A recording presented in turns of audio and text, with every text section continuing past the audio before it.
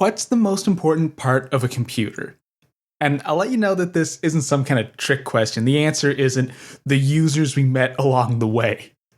So, how would you go about answering this?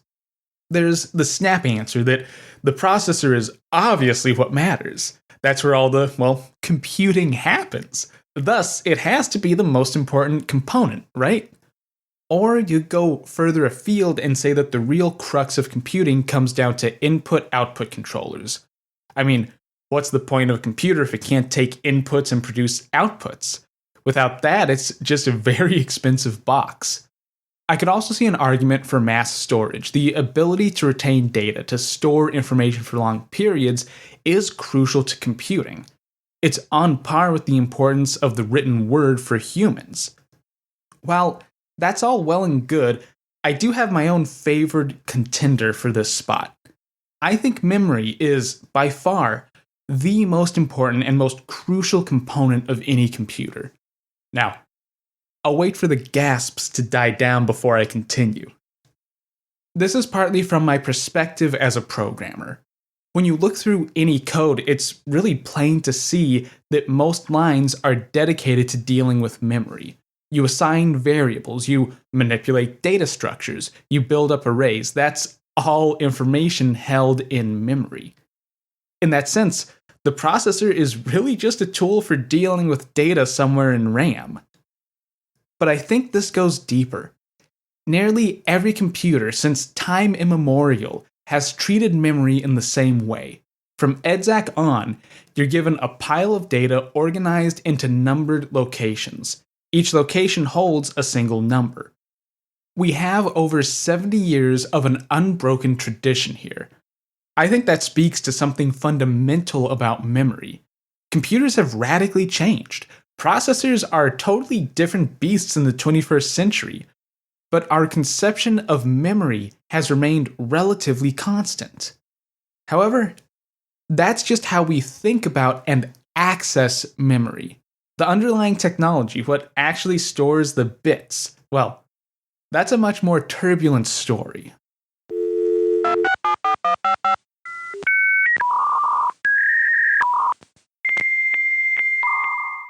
Welcome back to Advent of Computing.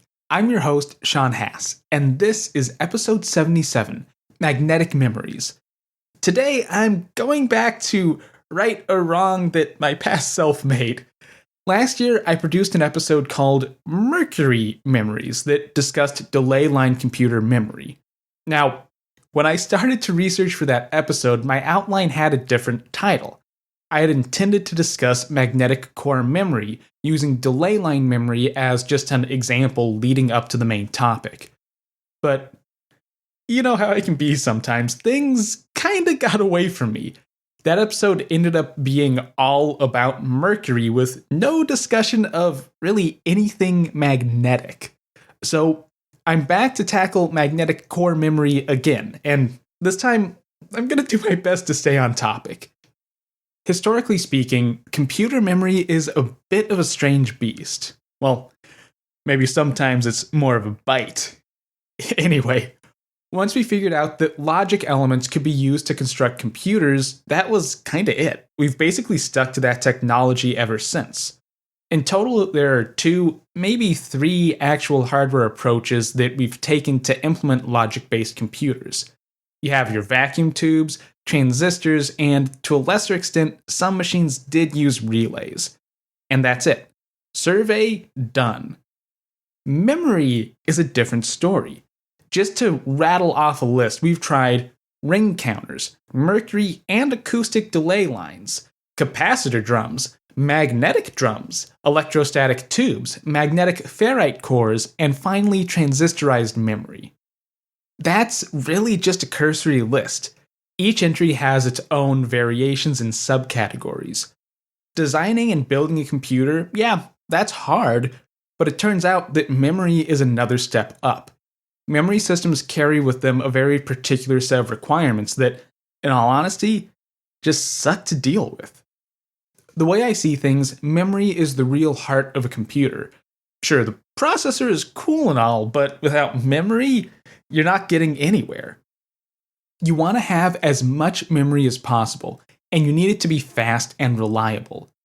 Each new technique that comes along has claimed to address at least one of these three main points: scale, speed, and reliability. All have had varying degrees of success. Magnetic core memory is somewhat unique in the roster because of its success and longevity. For a period of 2 or so decades, core memory was the default memory option. It was cheap and getting cheaper all the time. It was fully random access, and, perhaps strangest of all, it was non-volatile. Core memory was so stable that it retained its data even after the computer was shut off. Magnetic core memory also happens to function in a way that's not entirely dissimilar to magic. Well, it's magic if you don't know the physics going on. A plane of this memory is woven like a fine cloth, composed of insulated wires and tiny ferrite beads. It's one of the components of old mainframes that I think is truly beautiful. A plane of this memory held up to the light will actually shimmer. And to top it all off, it's what makes a computer actually work. I don't know, I just think that's so cool. With that, I think it's time that we actually try to shatter some of this magic. We're going to be running down the history of magnetic core memory, how it works, why it was better than competition, and why it was developed in the first place. Best of all, we'll get into some of the controversies surrounding these sheets of shimmering copper and ceramic. To start with, we're going to need a quick brush up on the purpose of computer memory. This might be a little bit of a review, especially for longtime listeners, but I promise it's worth the trouble. Fundamentally, memory is where a computer stores all the data it needs to operate on. To be 100% clear here, we're going to be sticking to the von Neumann architecture today, so that means that memory is where code and data both live. Sorry, all the Harvard nerds out there. Memory is usually connected directly to a computer's processor, or at least there's a very short path between memory and processor. The computer's instruction set, the actual instructions you use to build up a program, most often revolve around manipulating that memory.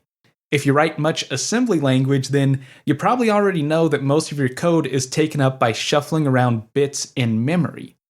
That is exactly what I mean when I say that memory is the most critical part of a computer. How a computer actually accesses memory can vary a little bit from machine to machine. In general, memory is broken up into addresses. Each chunk of memory, usually called a byte or a word, is given a numeric address. Addresses start at 0 and work their way up from there. I'm saying a lot of mostly and usuallys here because, especially early on, there was variance between computers. But that's the general rundown. Memory is important, it's wired directly into the computer's digital brain, and it's accessed address by address. The astute of you may have already drawn some conclusions from this description. The easiest is that you want memory access to be as fast as possible. If your computer is going to spend most of its time reading and writing memory, then those access times will be the major bottleneck of the system. It's no good having a computer that can perform an addition in 10 milliseconds if it takes 100 milliseconds to read in a number from memory. That just means your computer takes 100 milliseconds or even more to add numbers. It could take a lot more depending on where all the numbers in question are. A corollary to this is the idea of random access. Nowadays, the word RAM and memory are pretty much synonymous, but you have to be careful with your language when you're dealing with the historic context. RAM stands for Random Access Memory. Memory where you can access any address at any time, assumedly with each access taking the same amount of time, regardless of the address you call up. Now, here's where things get tricky. RAM sounds like a pretty cut and dry term. Either you have memory that can be randomly accessed, or you just don't. However, I'd say it's more like a spectrum, with RAM as the fanciest side of things. On the other end, we have sequential access memory. Those are memory devices that store data one bit after the other and only allow access in a set order. Tapes are one easy example to turn to. If you have a freshly rewound cassette, then it will start off playing the first song on the tape. To get to the final song, you have to either play or fast forward through an entire side of the cassette. The same holds true for digital tapes used with computers. You're in for a variable amount of waiting depending on where your data is actually stored. Shift registers are a more memory-like example of the sequential end of the spectrum. These circuits will happily hold any number you pass them, but they only take one number at a time. What's worse, you can only get back one number at a time. These are usually implemented such that the first number in is the first number out the other side. So, once again, you end up having to wait for your data to come around. Delay lines, mercury or otherwise, are where we start seeing the spectrum truly forming. Once again, I highly recommend checking out my earlier episode on mercury-based memory. I think these are fascinating technologies. In short, a delay line works by, well, delaying a signal down a line. In the case of mercury delay lines, data was bounced down a pipe filled with mercury as an acoustic wave. No matter how much I read, these will always be at least a little magical to me. On its own, a delay line is sequential memory. Data goes in, it comes out. You have to wait around for the right bits to come out. But here's where the strict black and white image of memory breaks down. There were usually two tricks pulled to make delay line memory practical. First, data was recirculated through the mercury tubes. Once a bit came to the end of the tube, it was read, amplified, and then pushed back through the tube's input. That's still sequential, but now you can wait around for a cycle. That's a small step up. The second trick was that delay lines were usually grouped into banks. This was done in a way to minimize worst-case access time. There are all kinds of schemes that were used. It's too much to get into here, but in general, lines were organized to make them as random access-like as possible. Actual data was then accessed by address, just like with any other type of memory. The conversion from addresses to waveforms was done by specialized hardware.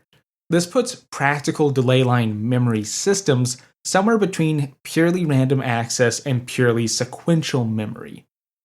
Now, no matter how cool mercury delay lines seem, there were major issues with the technology. For one, it's just plain complicated to implement. You have to pull all these tricks just to make it usable. There's also the little matter of toxicity to deal with. Mercury on its own isn't toxic, but the vapors are. And delay lines had to be held at a relatively high temperature to keep the acoustic properties constant. So, it's a tube of hot mercury. That isn't the safest thing in the world. Suffice to say that mercury delay lines weren't the pinnacle of computing technology. So, what were some alternatives? In general, any kind of memory has to exploit some useful property that allows a material to hold information. In the case of delay lines, it takes time for a wave to propagate down their medium. So that property could be exploited to make longer-lasting forms of memory. So, if something can retain any kind of value for any amount of time, well, that might make a good starting point for memory.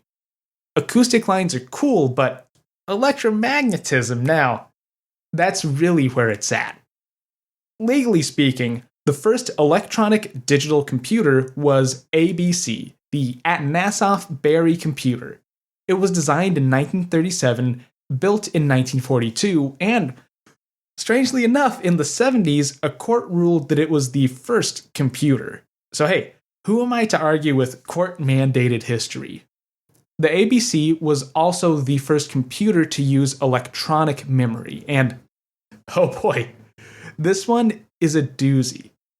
The ABC was more of a primordial computer than anything. It was a device built for solving linear equations automatically. This was done using vacuum tubes and logic circuits, while the actual numbers being worked on were held in memory. that memory was made up of a spinning drum studded with capacitors. This is the origin point for so-called drum memory. On the surface, that may sound a little wild. It honestly is, but the science here is sound and pretty cool. We're going to be doing some E&M, some electronics and magnetism here, so be warned.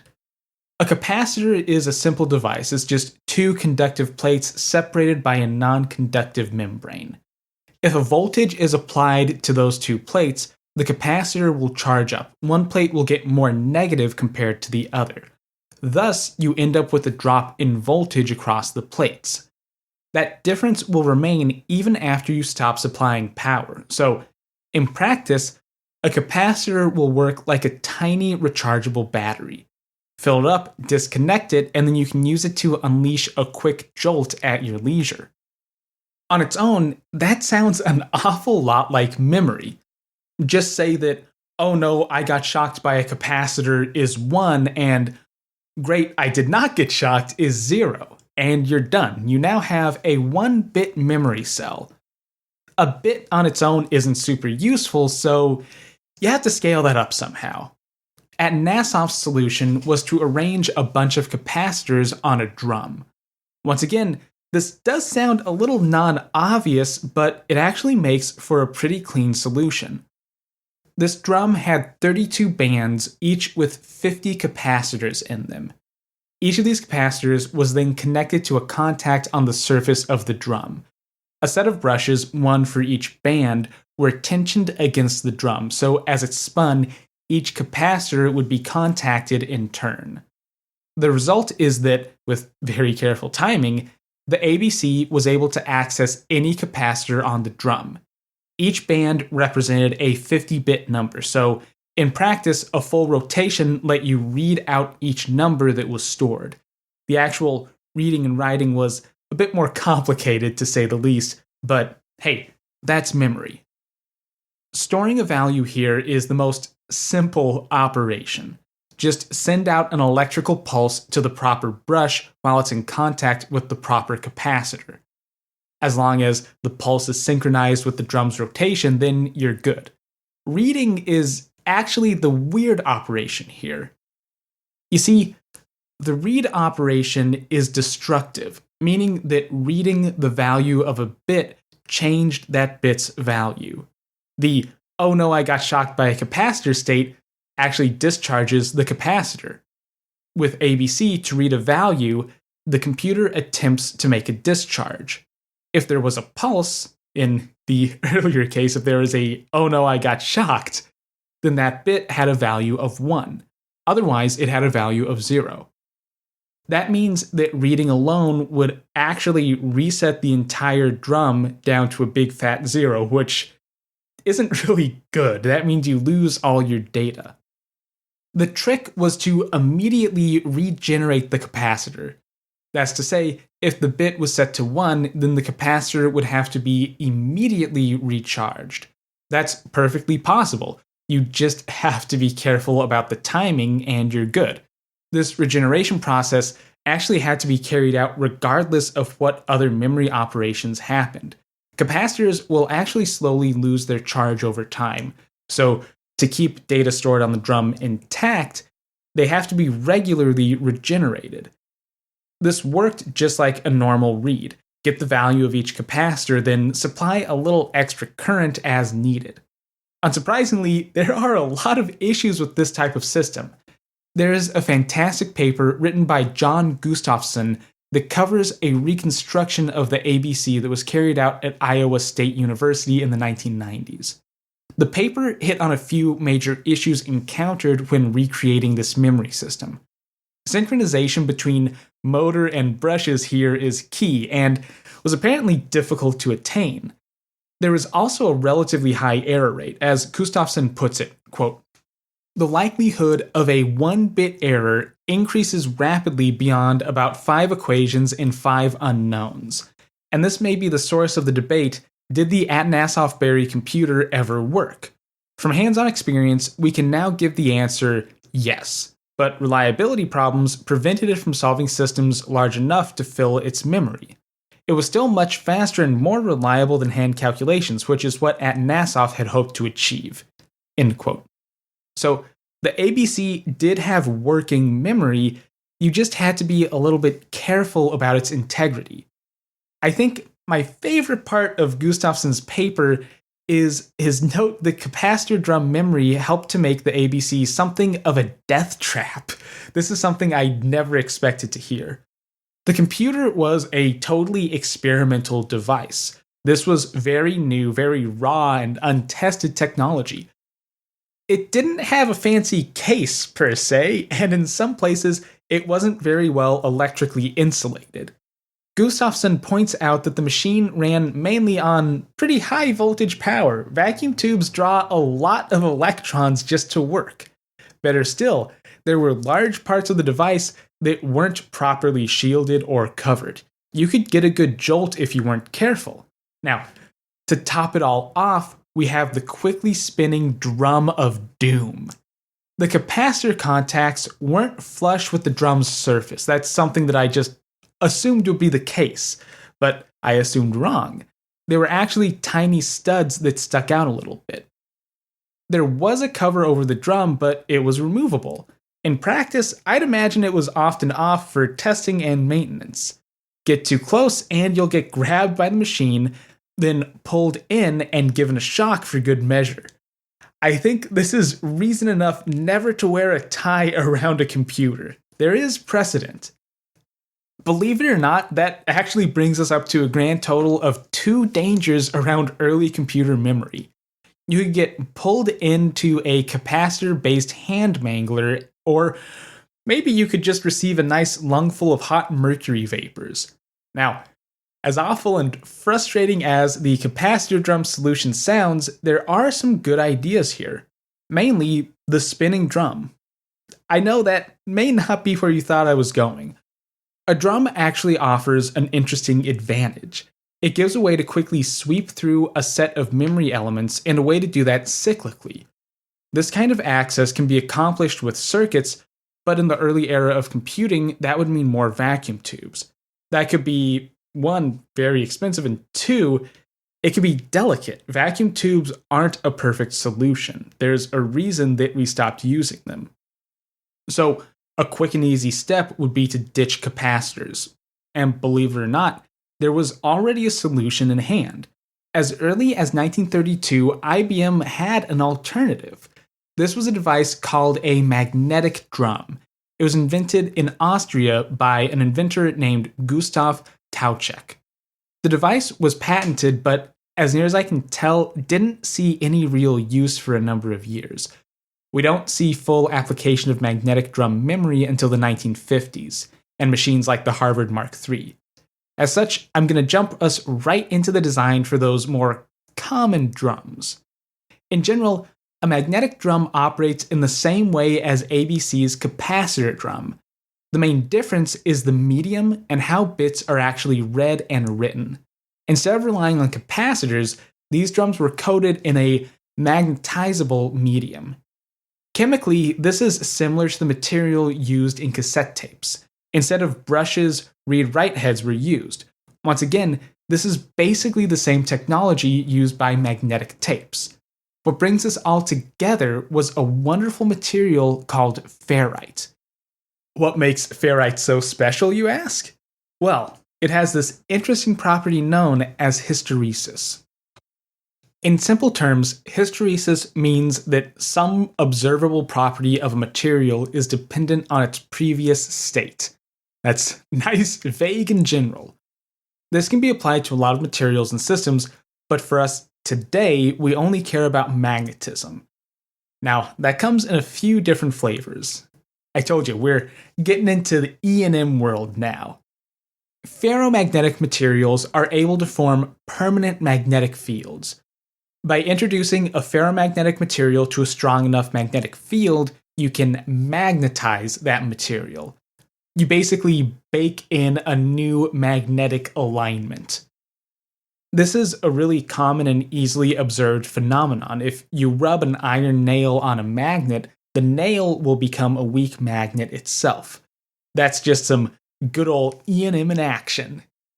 The hysteresis here is the fact that ferromagnetic materials will retain their induced magnetic field. The nail doesn't start out being magnetic, but once you give it a little bit of inducing, it is.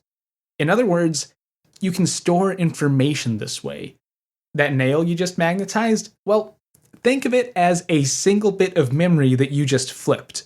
If we had enough interns with enough nails and magnets, in theory, we could construct a more stable form of computer memory. Of course, there are better options. For an example, look no further than magnetic tapes. Even an audio cassette will work. A tape is just a long strip of some flexible material, usually plastic, that's been coated or embedded with some magnetizable material. The usual choice here is ferrite, a mix of iron 3 oxide and trace amounts of other metals. Now, this is where we hit some confusing terminology. I'm going to do my best to keep this as clear as possible. Ferrite isn't ferromagnetic. It's ferrimagnetic with an I. The technical difference has to do with how dipole moments are arranged at the atomic level, but that's more physics than we need to get into. In practice, the difference is this. Ferromagnetic materials can form permanent magnets, while ferrimagnetic materials can be spontaneously magnetized. The example of a bunch of interns rubbing nails on magnets actually doesn't work for this exact reason.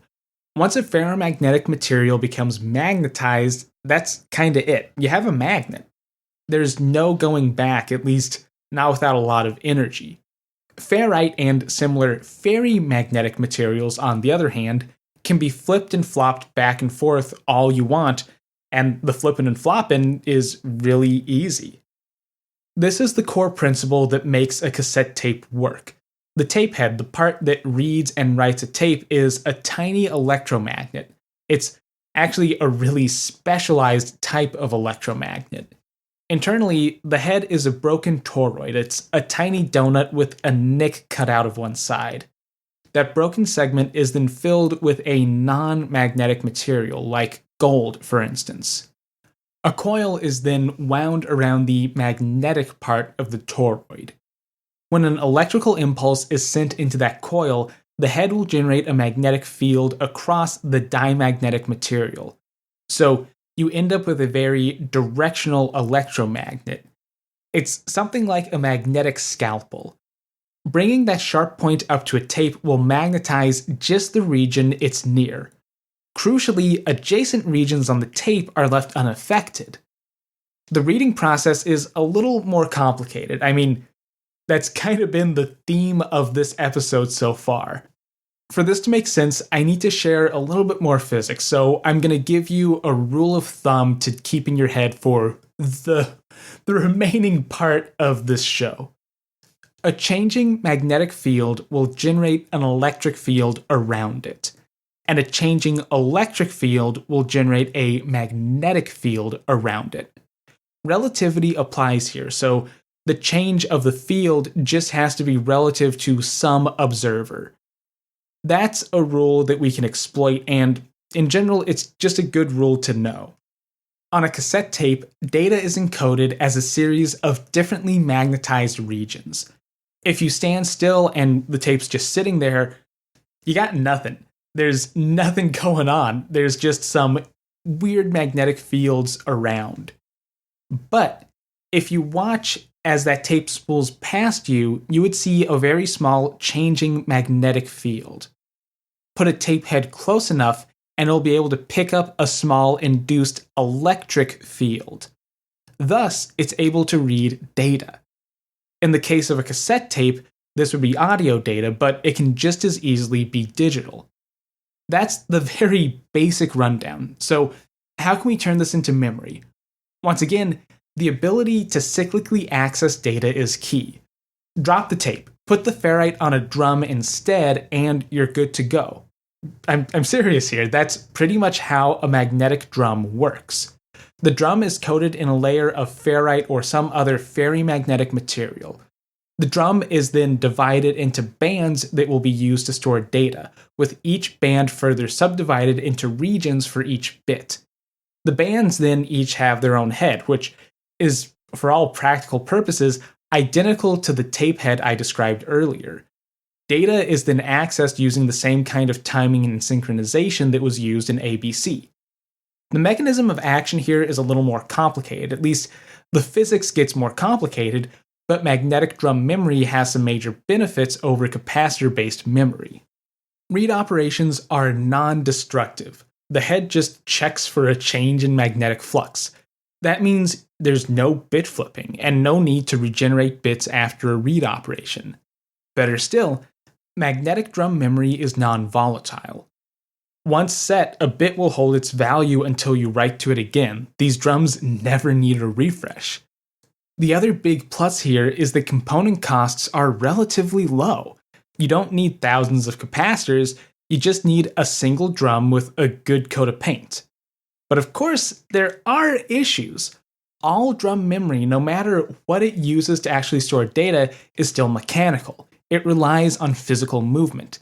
And, say it with me, mechanical devices limit flexibility. It's a workable solution, sure, but it's not the best solution. We also have to contend with the fact that drum memory isn't 100% random access. We still aren't dealing with real RAM. You have to wait for the drum to spin to the right location to read the right bits. What if we could rebalance these pros and cons? What if we could drop the motion, keep the non-volatility, and somehow make it truly random access? The first big step away from this archaic spinning memory would take place in 1947 at Harvard. Dr. Wang immigrated from Shanghai to the United States after the Second World War. The doctor part happened very shortly thereafter when he graduated from Harvard with a PhD in applied physics. Now, there are a few routes to take after graduation. You can go into industry, become a professor yourself, join up with a research outfit, or become a research fellow. According to folklore, Wang had first tried to get a job in industry. He applied to work at Hughes Aircraft. IEEE put it this way in a profile of the good doctor. Quote, after seeing the pile of security forms that Hughes Aircraft sent to him in reply to his job inquiry, he walked across the Harvard campus to see if he could get a job in the Harvard Computational Laboratory. End quote. At the time, computers were still really new. I can't stress this enough. Just 3 or 4 years ago, Grace Hopper had been assigned to the same lab to program one of the world's first computers. So, Wang didn't know much about computers. Very few people knew anything about computers. Digital machines were still primordial, just starting to become usable. They were in an early state of flux. When Wang entered the lab, Howard Aiken had already completed his work on the Mark I through III computers, and was laying out designs for the Mark IV. If anyone could be called the quote-unquote old guard in this field, Aiken was a prime candidate. He had been there for the birth of the discipline. But computing was never a one-and-done kind of revolution. That's what I find so compelling about this early era of the field. Even after building 3 working machines, Aiken was an advocate for radical change. One of the biggest changes on the docket was memory, as Wang recalled in an interview with the Smithsonian Institute. Quote, after I joined, then Professor Aiken indicated, well, this was in the early stages of computer development. There's a magnetic device. Can you find a way we could store some information in a magnetic material? Nobody knew how to at the time other than tape. He continues, but mechanical motion is not very good, so somehow nobody knew how to record and play back without mechanical motion. End quote. The Mark IV would initially use the magnetic drum memory that I've so carefully described. Despite its flaws, magnetic drums were a viable option. But its flaws were still very evident.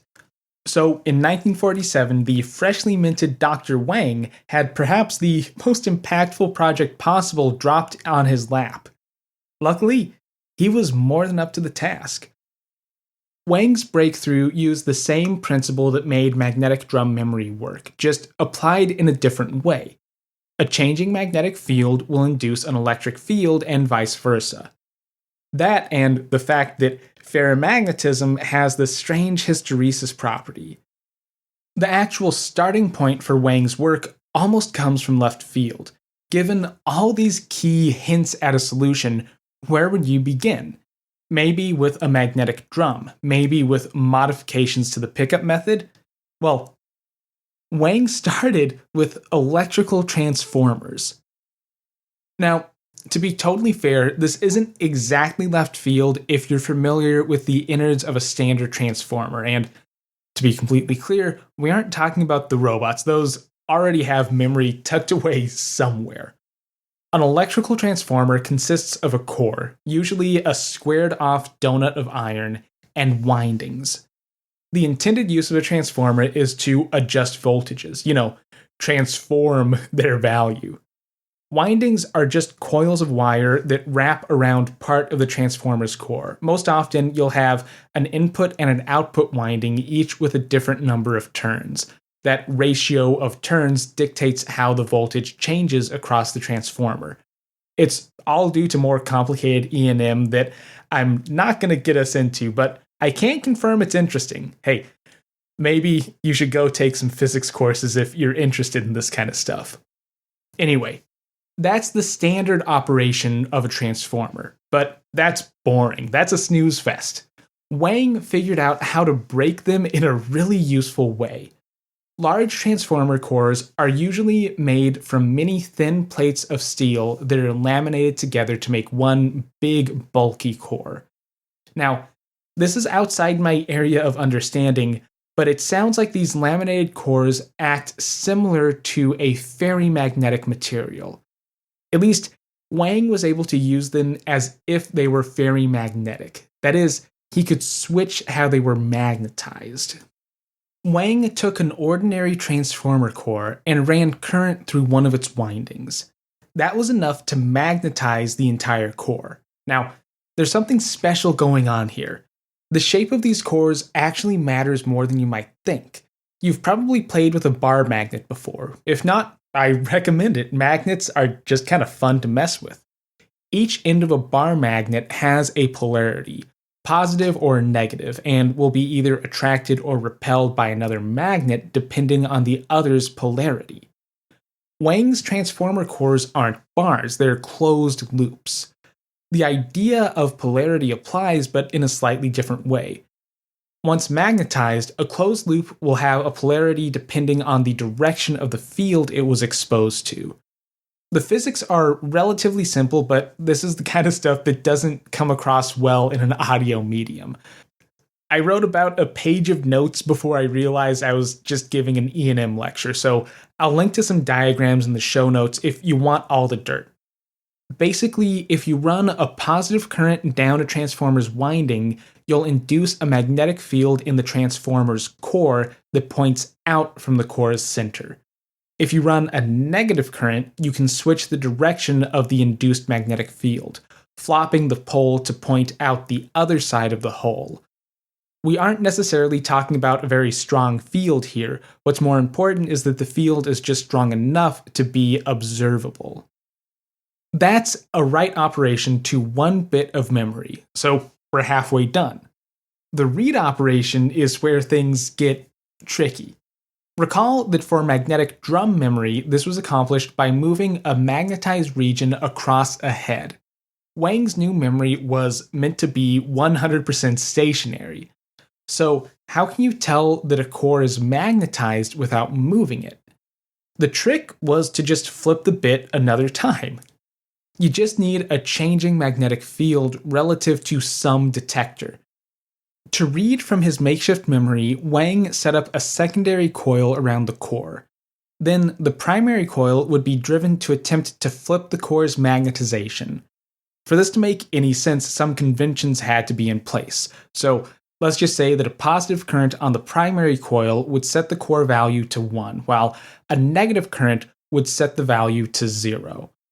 0 would end up being used as the base state, for lack of a better term. So the flip was always towards the 0 direction. Run a negative current on the primary coil, and if the core held a 1, then the direction of its magnetization is flipped. That's a change in magnetic field. That induces an electric field in the secondary coil, one which can be easily observed. If the core held a 0, then there would be no flip, so no impulse on the secondary coil. That's how you can read a bit, but it's a destructive operation. If a core held a 1, then it was just flipped back to a 0. That is no good. So Wang added in another step, a rewrite cycle. It's as simple as it sounds. If you read a bit with a value of 1, then you need to immediately write a 1 to that bit. This is similar to the read-write cycle used on ABC's capacitor memory, but as near as I can tell, Wang didn't draw inspiration from Atanasoff. At this point, the ABC was still a mostly obscure machine. This basic setup, a core with 2 windings with a read-write cycle, worked surprisingly well. However, it was still a suboptimal solution. Transformer cores took a long time to magnetize. We're talking milliseconds. To us humans, that's not too long, but to a computer, that may as well have been an eternity. The lag time has to do with the material used, and also the amount of material. A 1 or 2 pound transformer core wasn't super well suited to the task. It was relatively easy for Wang to start optimizing things. Once again, from the Smithsonian interview, quote, "From then on, we could increase the speed by using smaller and smaller material, and the cores getting smaller and smaller so it could be faster. And using the ferrite material, you can make it even faster without current losses." End quote. Just like that, we have the root of magnetic core memory. But this isn't a complete solution. Wang had only solved part of the problem. We're up to the point of a handful of bits that are each fast and reliable stores of data. The next step was how to arrange them to form memory. In the case of magnetic drums, the sensing mechanism was also how memory was arranged. But cores don't have that. They just kind of sit there with menacing magnetic fields waiting to be flipped. The solution Wang arrived at was to construct what he called a magnetic shift register. Now, this is a pretty simple route to take. Wang admits that there were already vacuum tube-based shift registers in use on the Harvard Mark IV. This new device simply replaced the tubes with these little ferrite donuts. If you want to be extra cool, then you can call them ferrite toroids. While this was cheaper and more reliable, this wasn't yet a revolutionary technology. Shift registers are just another type of sequential access memory. There's no randomness about it. In 1949, Wang filed a patent application on his new magnetic core memory. The name is a little obtuse. He called it the Pulse Transfer Controlling Device. But the patent outlines this ferrite-based shift register that was in use with the Harvard Mark IV. At this point, Wang is talking about his new memory as a type of delay line device. Now, that's the general rundown of how the core came to be. This is also the end of the reasonable part of our story.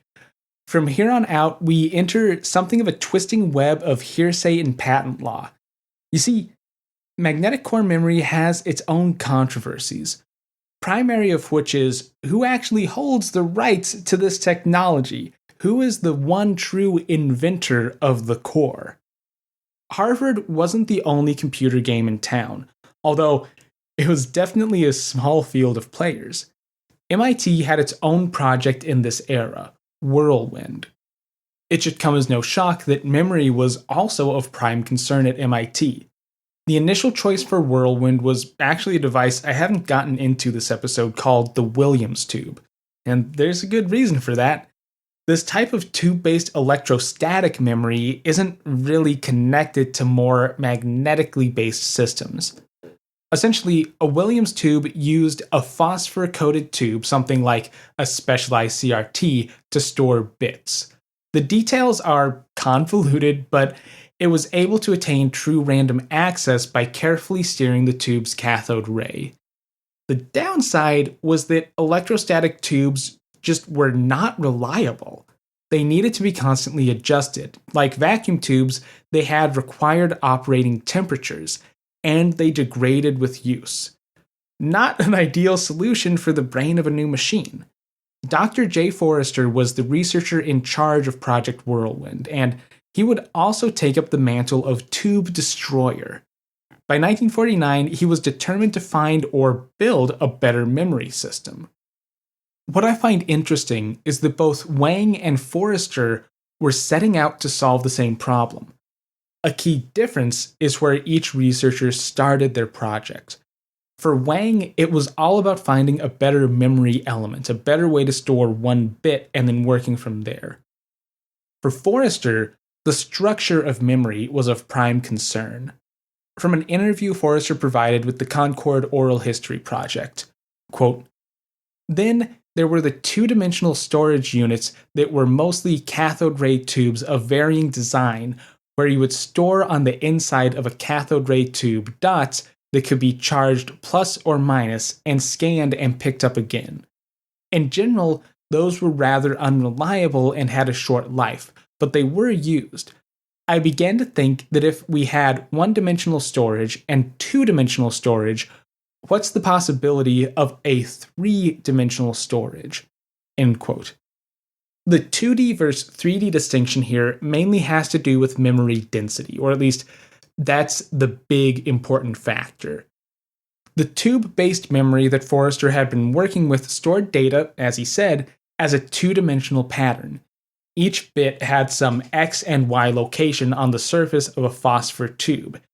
In addition to being unreliable, those tubes were pretty bulky.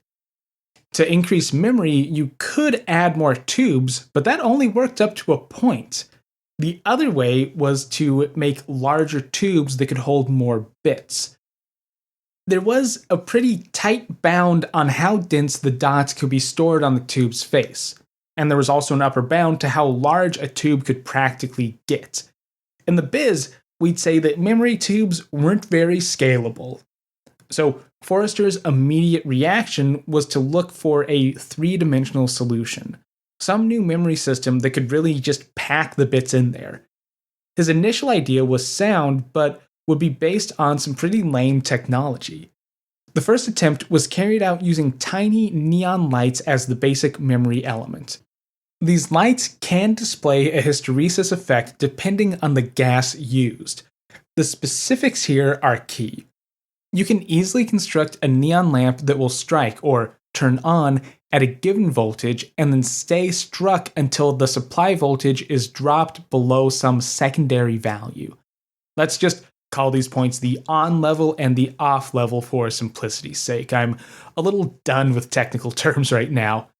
You can rig one of those lamps up to work as memory by supplying some constant background voltage above the off level. To write a 1, you just have to kick the voltage up to the on level momentarily. To write a 0, you drop the voltage below the off level just for a minute. Reading can be accomplished by measuring the current passing through a bulb. It pulls more current if it's struck. And there you go, that's another example of 1-bit memory. In Forrester's model, memory was broken up into planes, grids of 1-bit memory elements. Planes were then stacked to make a full memory space. So each element had an X and Y position within its plane, and the location of that plane in the stack gave a Z position, hence three-dimensional memory.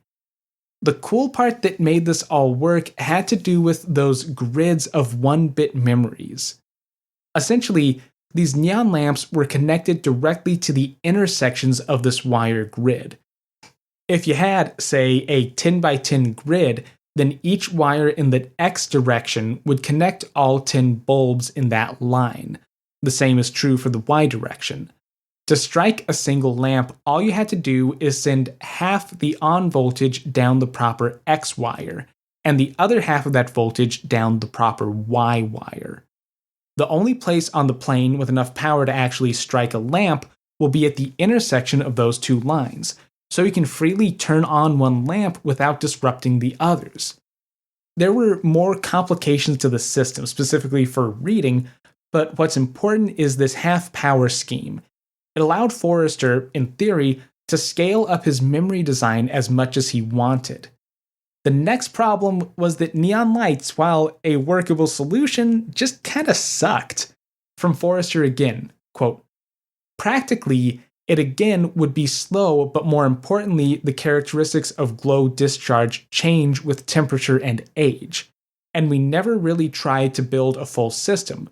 We did tests on individual units, but on the whole, it didn't seem to be going anywhere, and we didn't really pursue it." End quote. Things would change in 1949.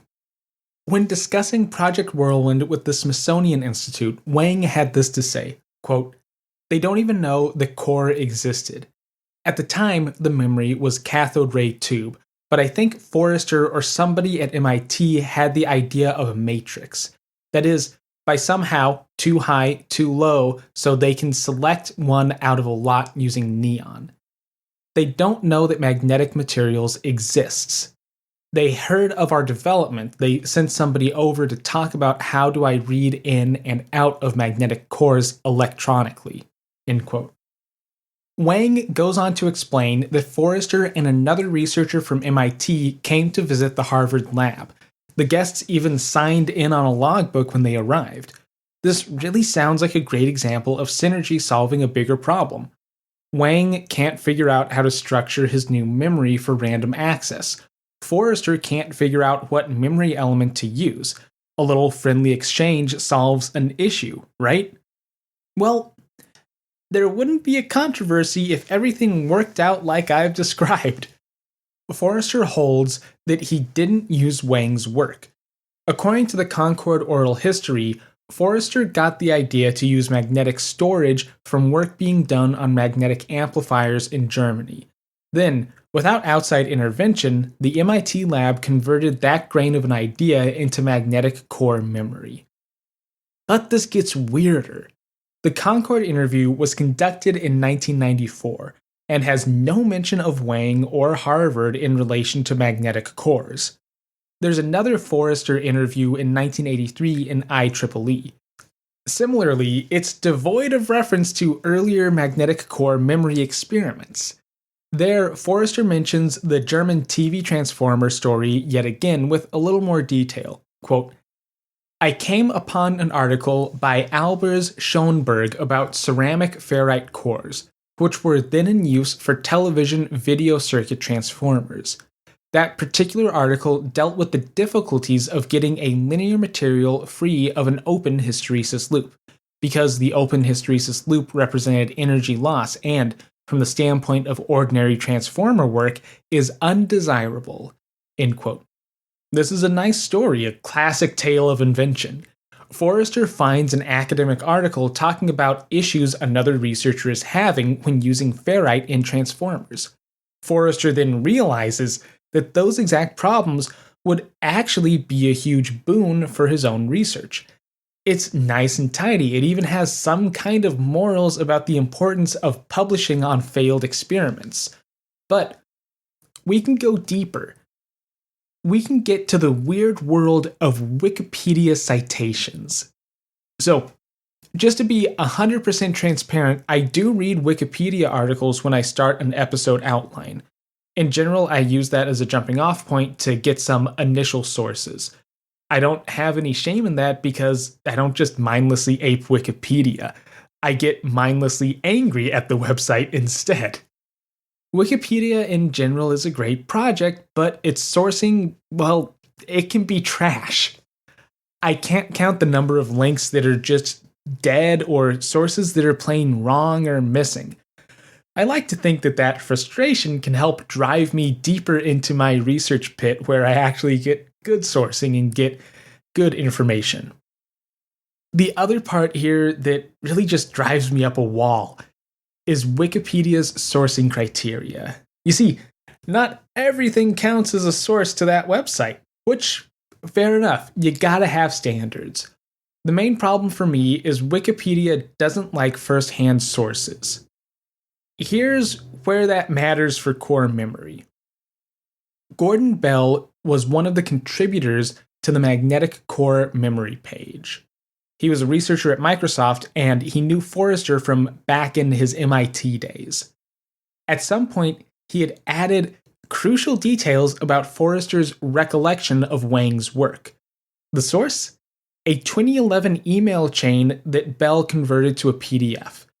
That ended up being stricken from Wikipedia as a source, but the trail of crumbs remained. In that email, which I was able to track down, Forrester had this to say, quote, "I believe that the Wang use of cores did not have any influence on my development of random access memory. The Wang memory was expensive and complicated. As I recall, which may not be entirely correct, it used 2 cores per binary bit and was essentially a delay line that moved a bit forward. To the extent that I may have focused on it, the approach was not suitable for our purposes." End quote. So, we have a fun pile of options here. The 2011 explanation particularly piqued my interest because it sounds really familiar. During the endless patent lawsuits over the ENIAC patents, John Mauchly, one of ENIAC's developers, had a similar line about Atanasoff's ABC. Prior to ever working on ENIAC, Mauchly had visited Atanasoff's lab and seen a demo of the ABC machine. He'd even stayed with Atanasoff in his home. When the question about the origin of computing came up, Mauchly essentially said that, yeah, he had seen the ABC, he'd seen it working, and he wasn't impressed, and his ideas on computing were solely his own. Has a familiar ring to it, huh? Also, did not hold up in court. Now, to be completely fair, Forrester's implementation of magnetic core memory was substantially unique. Wang had initially made a better shift register, while Forrester would incorporate ferrite cores into his 3D memory design. Once again, our handy E&M rule of thumb made this possible. A changing electric field will induce a magnetic field and vice versa. Forrester used the same effect that Wang did, just with a different setup. Wang's memory used tiny coils of wire wrapped around each core. Forrester realized you didn't actually need little coils. You could just run a wire right through the center of each core. In the final plane, each core would have an X and a Y wire, and then a so-called sense wire would run through the center of each toroid. Sending a pulse, a rapid change of electric field, down a wire will induce a magnetic field around that wire. So just use the same half-power selection trick as with the experimental neon memory, and boom, you have a plane of magnetic core memory. The sense wire took the place of Wang's secondary coil. A change in the magnetic field of any core in the plane would send an electric pulse down the sense wire. To read, just flip a bit at a known location and monitor the sense wire. Simplicity itself. Forrester's version of core was remarkable for a number of reasons. Firstly, it was totally random access. Nothing about this system is sequential. Once it's all wired up, you can ask your stack of donuts for a bit from any location, and that operation will take the same amount of time no matter which location you access. Even better, it doesn't move or wear out. That's kinda a big deal here. The actual part that stores memory is totally static. It's also not very sensitive to temperature, or lighting conditions, or humidity. Well, up to a reasonable point. But we also get one other interesting property. Magnetic core memory is non-volatile. Once you throw data into core, it just stays there until you overwrite it. Data stays in memory even when the machine is off. This is thanks to the properties of ferrite. It keeps magnetization without needing a refresh. In total, core memory is just better than any contemporary option. Whirlwind would be the first machine to use core, and from there it would become the standard. But that's not the end of the story. There's a weird coda here that I need to address. I said magnetic core is controversial, and so far I've just scratched the surface of the controversy. Wang had patented his coil and ferrite shift registers. Forrester would eventually patent his grid and ferrite RAM. But there were at least two other patents in play. Just for completeness' sake, there was some research into ferrite-based magnetic memory going on at RCA. However, I'm not going to pull us in that direction. The RCA patents start showing up in the 1950s, and they're essentially for the same memory system that Forrester designed. It adds a wrinkle to the story.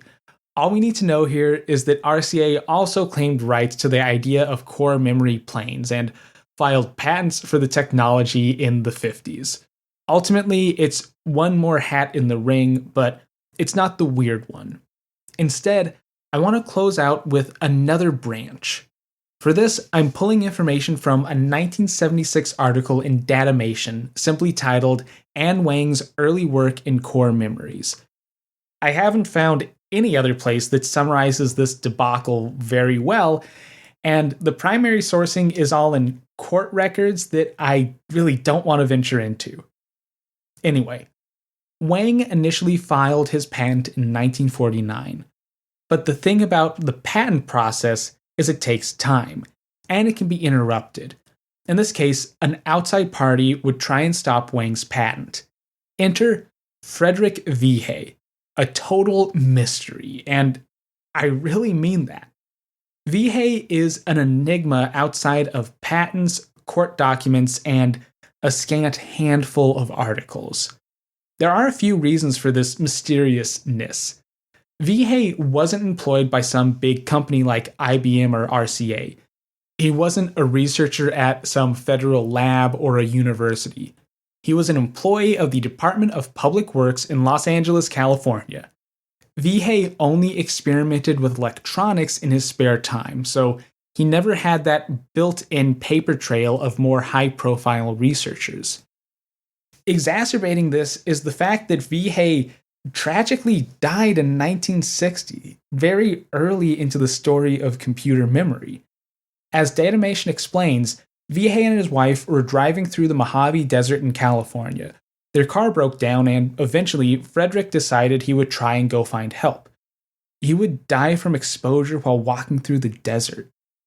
We don't have any interviews with Vihé from the era, and we don't have any later accountings because he didn't live long enough past the disputes in question. Further, Vihé sounds like he was a pretty clandestine operator to begin with. From Datamation, quote, "Secrecy surrounds Vihé and his work. One of Vihé's lawyers said he couldn't remember much about Vihé's work, while another lawyer said that Vihé had sworn him to secrecy on his work. When Vihé died, press reports described him as a simple public works inspector who left $625,000 in savings account alone, but was sworn to secrecy by the party that bought his secret inventions." End quote. Maybe Vihé would have never talked about the finer details of his work. That said, there is the public paper trail to consider. Vihé filed a patent in 1947 for a device he called the electronic relay circuit. The name here obscures the actual mechanism. Vihé's machine was designed to store information about a relay's last state magnetically, specifically using the hysteresis properties of certain materials. We're talking about magnetic core memory.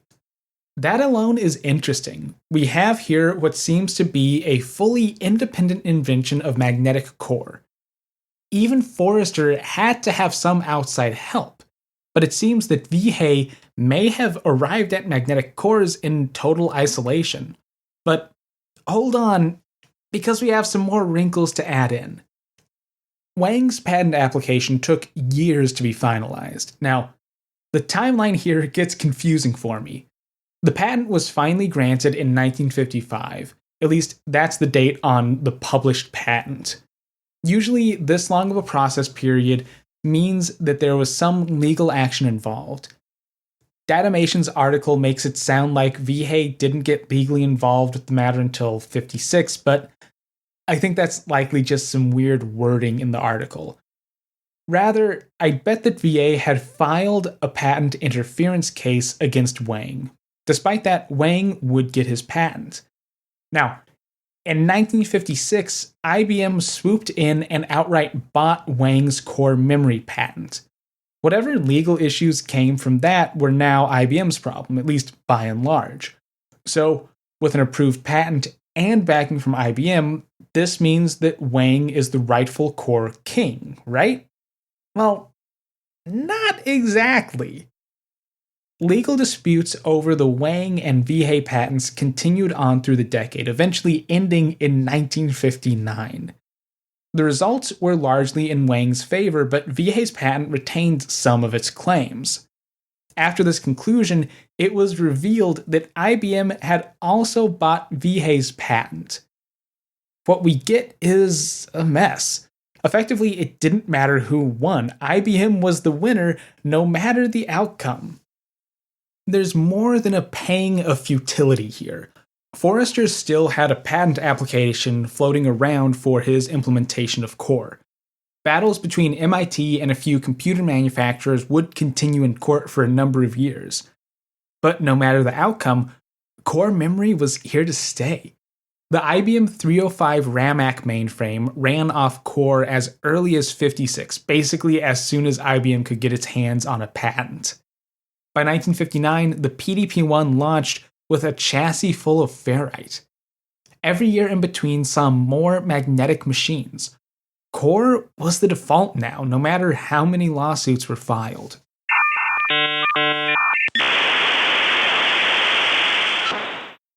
Alright, that closes out our discussion of magnetic core memory. I think this is one of those weird cases where the absolute origins of the technology remain ambiguous. We can say for sure that Dr. Wang independently invented the use of ferrite for storing data. We can also probably say that Vihei invented the same thing in isolation. J. Forrester is left as the odd one out here, since whichever story you believe, he didn't come up with ferrite himself.